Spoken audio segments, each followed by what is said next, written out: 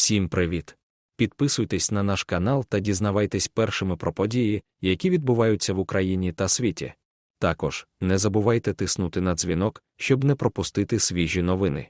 Патрульні катери українських військово-морських сил на борту вантажного судна подолали тисячі миль та увійшли до територіальних вод України.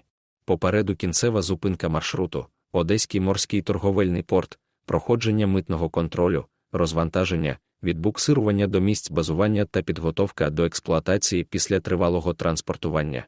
Передача катерів відбулася в рамках матеріально-технічної допомоги Сполучених Штатів Америки Україні, яка триває з 2014 року та є внеском американського суспільства у зміцнення морської безпеки нашої країни. Отримання патрульних катерів іноземного виробництва надає змогу українським військово-морським силам підвищити рівень взаємосумісності з флотами держав-партнерів НАТО. Уже незабаром на катерах, Фастів та Суми буде піднято військово-морський прапор України та під командуванням українських екіпажів вони розпочнуть свій бойовий шлях із забезпечення морської безпеки в акваторіях Чорного та Азовського морів.